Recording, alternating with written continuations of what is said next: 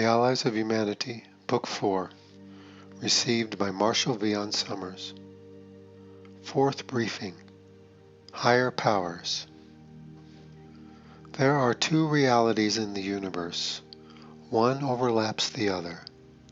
The first, and most primary in your experience, is the reality of separation and evolutionary change, planetary change, from primitive life, primitive social organizations, early nations, larger nations, world nations, and finally emergence into a greater community of larger nations.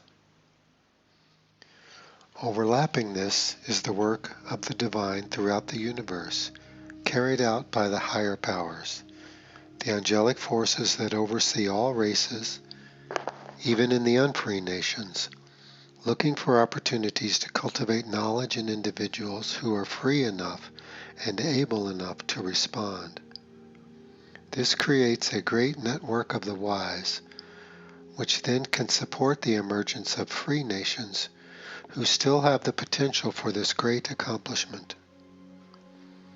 In the physical universe, there are only the forces that were set in motion at the beginning of time. There is no divine plan organizing everything, controlling everything, for the physical universe is largely chaotic and governed by celestial forces, geologic forces, and within worlds where life has been able to take hold, biological forces. That was all set in motion at the beginning of time by the divine, and it is running itself now. The divine intervention is through the higher powers, through the networks of the wise, and through nations that have been able to keep individual awareness and knowledge alive, despite all of the hazards and conflict that usually exist in a world's evolution and social development. As we have said, there are no enlightened races in the universe that we are aware of, but there are free races, and within free races, the wise may guide their nations. They would be more plentiful than they would ever be in nations that are not free. The divine has outposts in many, many places, and there are groups of the wise working in many, many places, even in great secrecy. Free nations allow these groups to resurface and become effective in society. But the truly wise are individuals networked in small groups, networked within their own nation or networked between nations, connected through the higher powers. So do not think that there is an enlightened race who is going to come and enlighten humanity, or that humanity itself is going to become an enlightened race. This is far beyond its capabilities. But to be a free race where knowledge can be fostered and supported openly, that is the great achievement.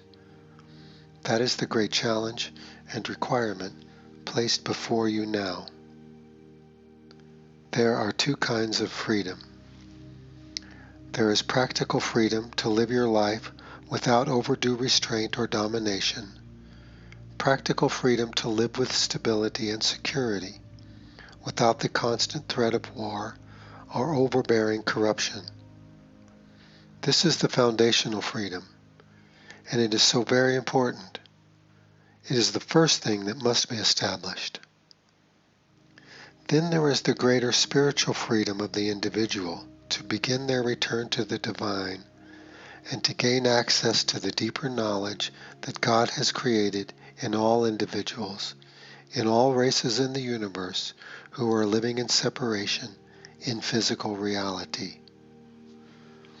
This greater freedom is the calling of individuals, and it is limited by the fundamental freedoms they may have in their respective worlds and cultures. But the greater freedom is the ultimate freedom, because the power of heaven can move through these individuals in service to others, and, through the great networks of the wise, foster freedom and knowledge in the entire greater community. You must understand that the work of the divine in your world is connected to the work of the divine in all worlds. There is no special plan for your world, which is but a tiny place in a greater universe. God's plan is unified and well established, and a knowledge lives within you as an individual, which is how you connect with the divine presence and power, and how you begin to gain your inner freedom, even beyond the restraints of your outer environment.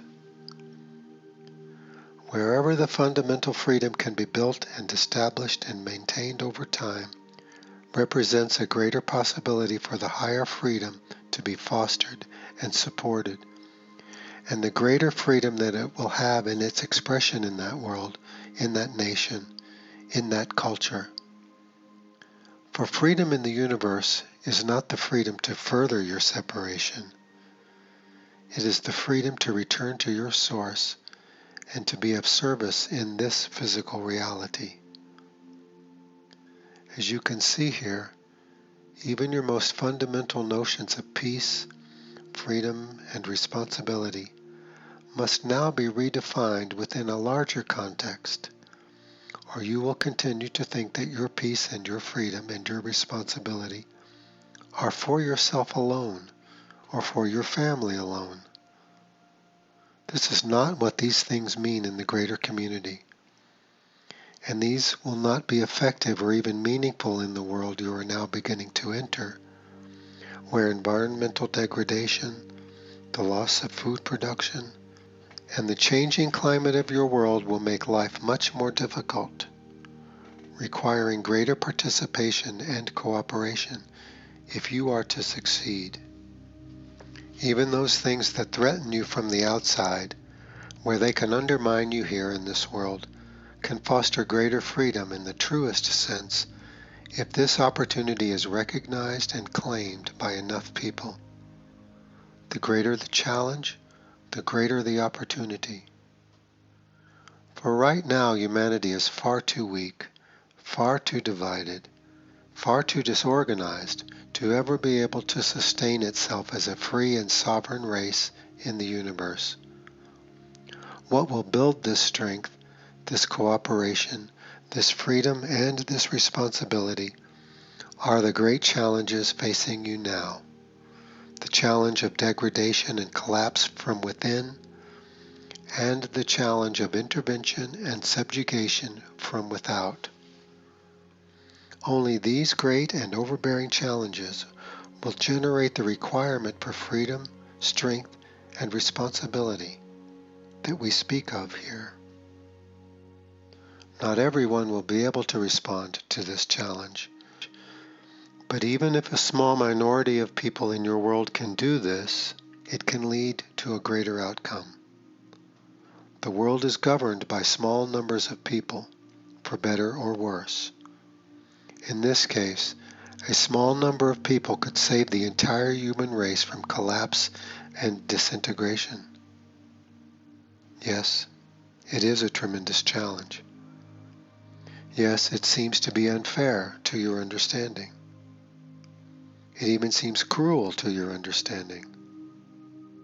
But this is what it means to grow up in the universe, to become a mature race, and not an adolescent race that fights and struggles amongst itself for privilege and wealth and opportunity. We have had to grow up under the pain and challenge of intervention and the degradation of our worlds. It is part of life, becoming an adult, becoming responsible, not only for oneself, but for the well-being of one's world, driven now by necessity, driven now by challenge, driven now by great threat.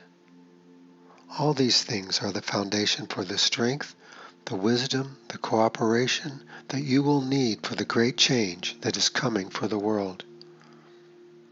We therefore do not bring peace, as you think of it. We bring challenge. We bring responsibility. We bring clarity. We bring wisdom.